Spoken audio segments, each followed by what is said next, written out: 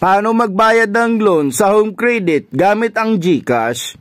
Magandang araw mga idol. Sa video na ito, ituturo ko sa inyo kung paano magbayad ng home credit loan gamit ang GCash.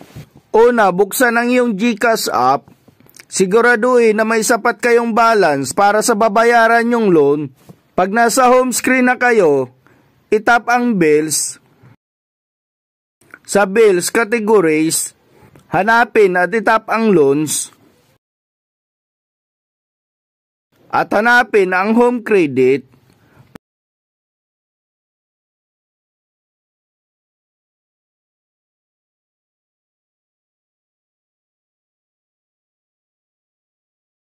Pag dito na kayo mga idol, ilalagay nyo na ang mga kinakailangang detalye. Una, ang amount to be paid.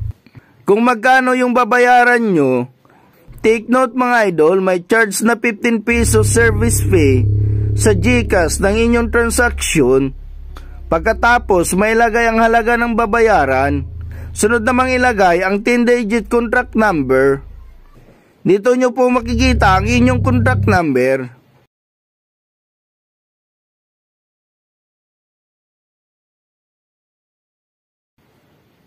Next, ang iyong mobile number.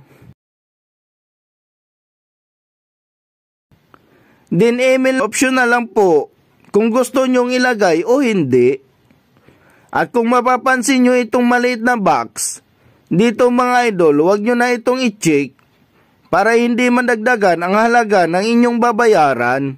May additional 8.23 pesos kasi kayong babayaran nito for insurance. Itong Ginsor Bill Protect ni GCash. Kapag kumpleto na ang info, itap na ang next at i-review ang details.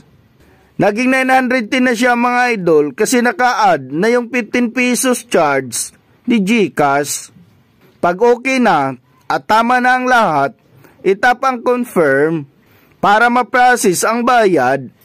Hintayin lang ang confirmation message mula sa GCash.